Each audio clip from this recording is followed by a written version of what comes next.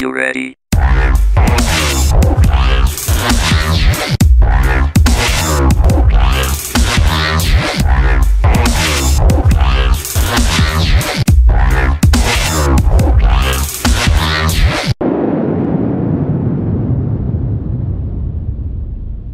Salut à tous et bienvenue dans cette nouvelle vidéo qui est pas mon aventure mais les aventures de Charlotte et FX. Comme vous avez pu le voir dans le générique, j'étais donc en Thaïlande avec ma douce et tendre.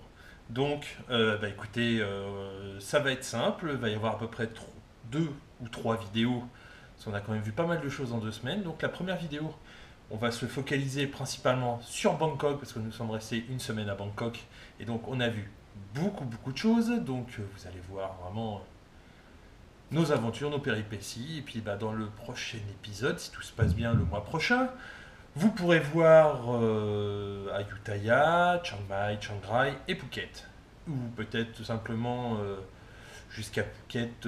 Phuket, ce sera peut-être dans le 3e épisode, je sais pas encore, on verra en fonction de la quantité d'infos que je mettrai dans la 2e vidéo. Voilà, donc écoutez, bon visionnage, et à plus tard. Pour commencer cette aventure, nous sommes arrivés à Bangkok. Bon, et donc voilà, on est dans notre hôtel, un petit hôtel bien sympathique, comme vous pouvez le voir, tout simple, qui paye pas de mine, voilà, pas trop cher, et puis on va vous montrer un peu notre chambre. Allez, c'est parti.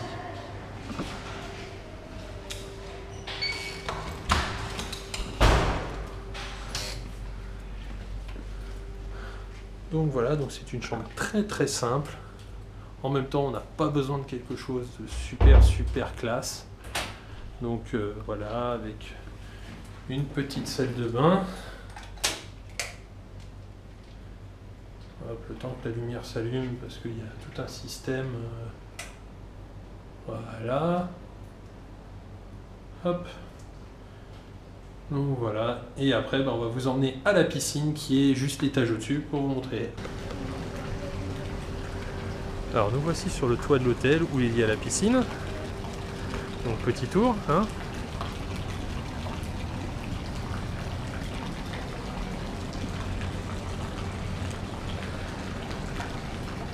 Bon, la vue est pas exceptionnelle, mais bon, ça va permettre de bien se rafraîchir parce qu'il fait quand même à peu près 35 degrés là. Ça y est, on y est, première visite et on prend un tuk-tuk. Donc là je pense qu'on va bien rigoler. On va faire quelques plans pour vous montrer comment ça se pilote. Voilà.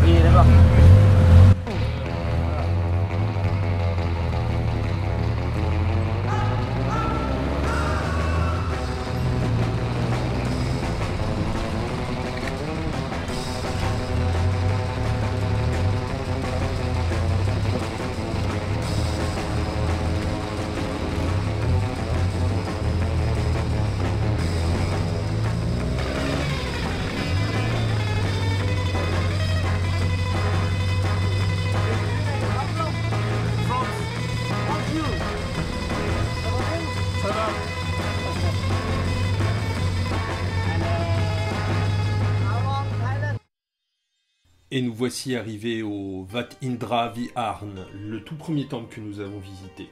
L'avantage de ce temple, c'était qu'il était en plein milieu de Bangkok, parfait pour commencer les visites et surtout, il avait vraiment une dimension humaine.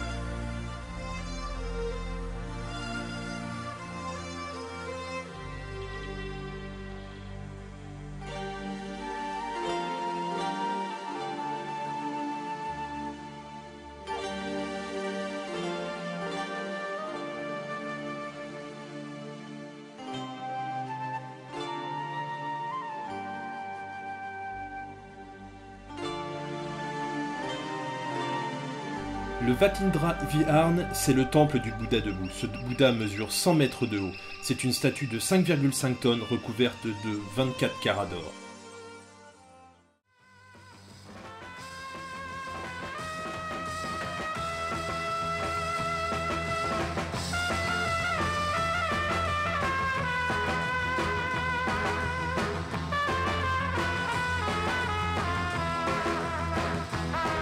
Le soir même, nous nous sommes donc amusés à nous balader dans les rues adjacentes de celle où était notre hôtel. Et donc, vous pouvez voir que les nuits sont assez mouvementées et animées à Bangkok.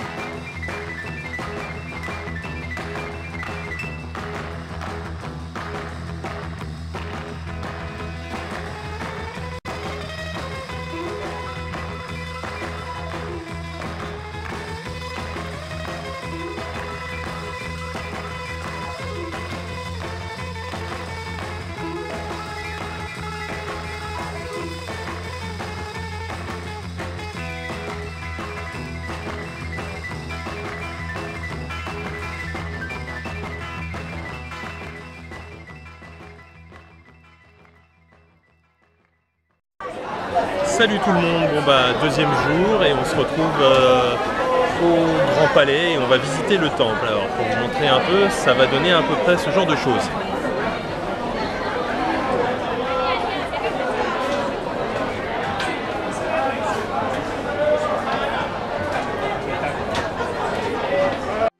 Bon, je coupe le son de la caméra parce que là maintenant nous sommes au Wat Phra Kao et il y avait énormément de monde donc c'est juste impossible à laisser le son tellement c'était bruyant. Le Wat Phra Kao, c'est le temple de Bouddha d'Émeraude. Il se trouve en plein cœur du Bangkok historique. Ce temple est carrément à l'intérieur du Grand Palais. Le Grand Palais, c'est la résidence royale où il y a la salle du trône, beaucoup de bureaux du gouvernement, mais aussi donc le Wat Phra Kao, qui couvre à peu près 21,8 hectares. Donc, on s'est baladé à l'intérieur. Je vais vous présenter quelques petits bâtiments que l'on va voir vite fait.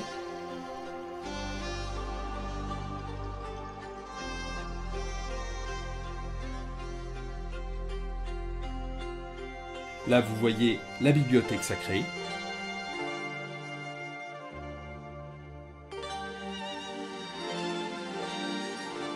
Juste à côté, vous voyez la maquette d'Angkor Wat qui fut offerte par le roi Mongkut.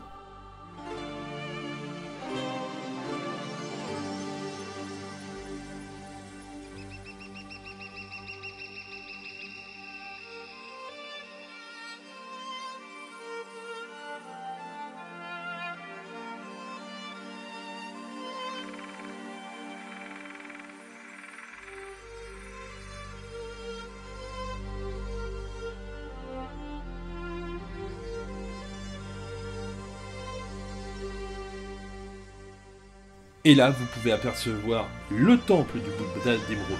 Malheureusement, photos et vidéos étaient interdites à l'intérieur même du bâtiment, donc je n'ai pas pu filmer et donc je ne pourrais pas vous montrer, mais en cherchant bien sur Google, je pense que vous arriverez à trouver quelques photos.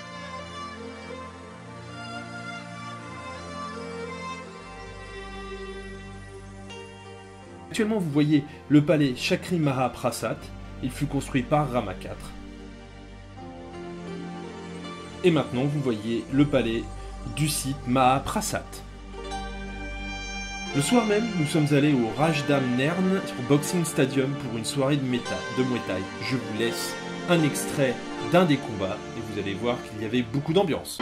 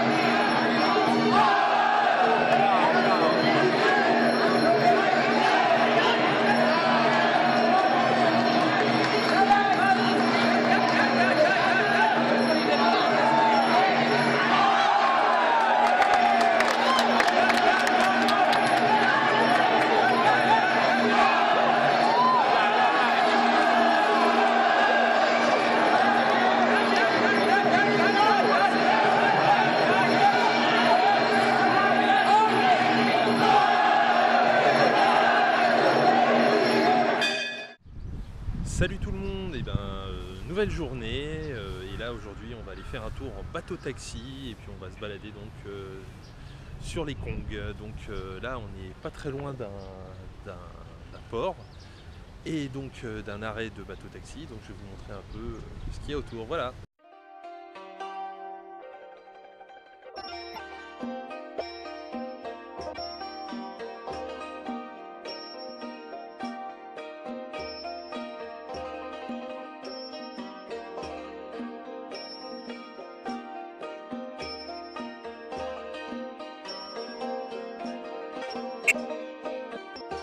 Voici donc notre moyen de locomotion, un bateau-taxi. Ce dernier nous emmena au Wat Pho, le temple du Bouddha couché.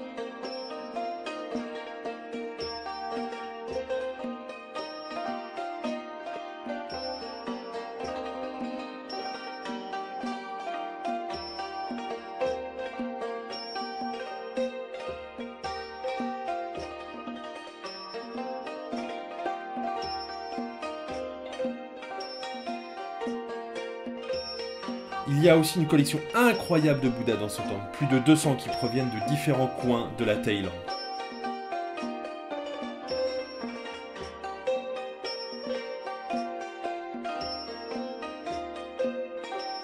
Vous pouvez voir maintenant les 4 grandes pagodes construites par Rama I, Rama II, Rama III et Rama IV. Pour information, une pagode, c'est une sépulture.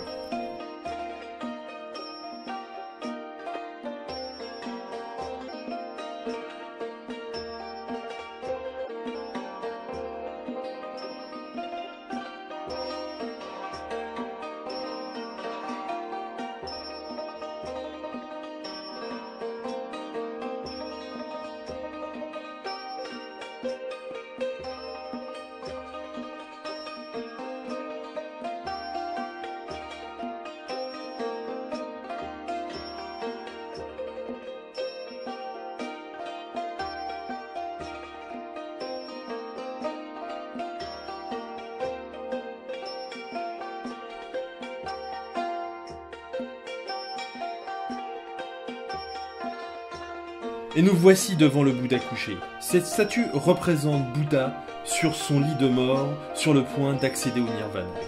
Elle fait 43 mètres de long, 15 mètres de haut. Les gens déposent des pièces en offrande.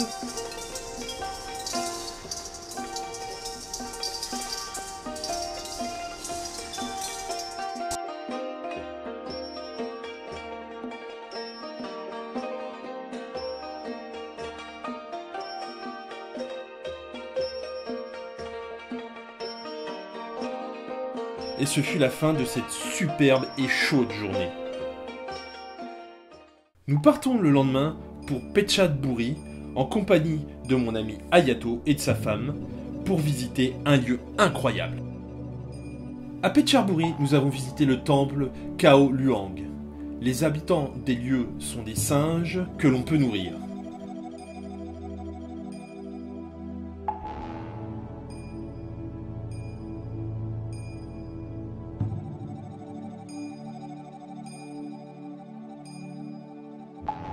Mais l'intérêt de ce lieu est donc ce temple qui se situe dans une grotte. Plusieurs salles composent le temple. Ce temple fourmille de statues de Bouddha lui aussi.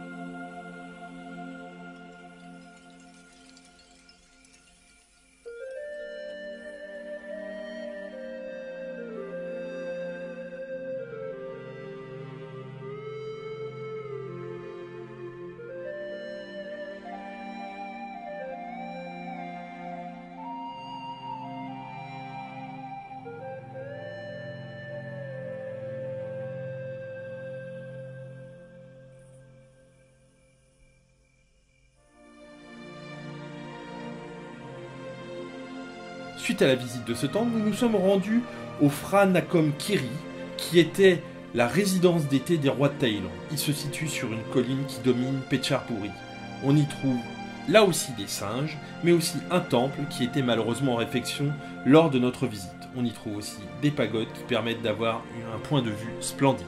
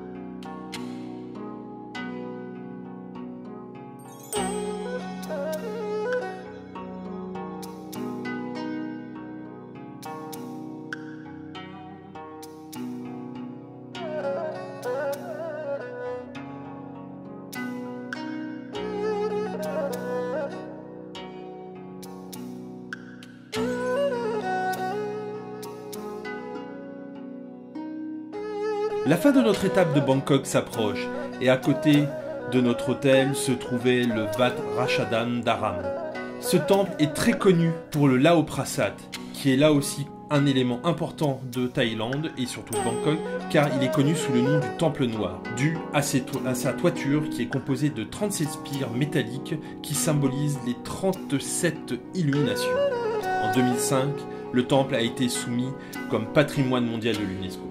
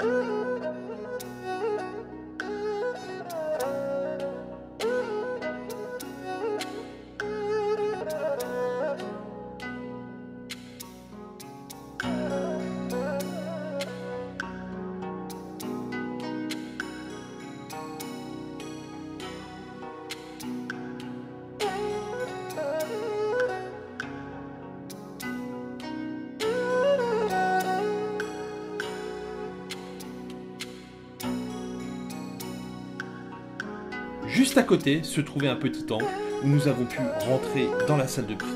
Calme et sérénité étaient au rendez-vous.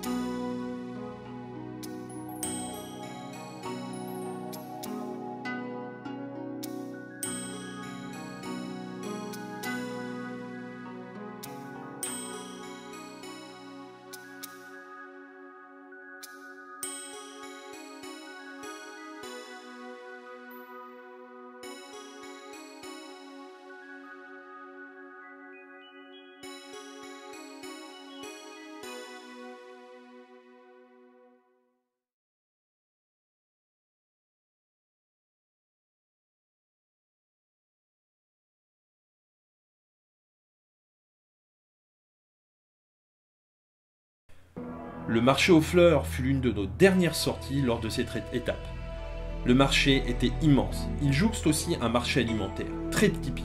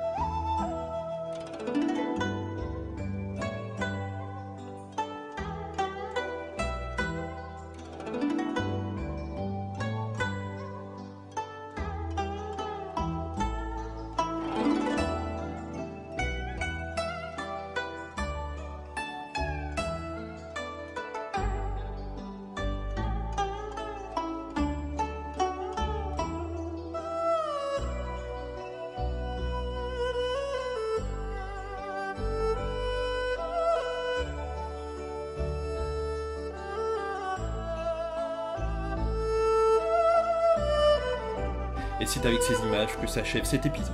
A bientôt pour la suite de nos aventures.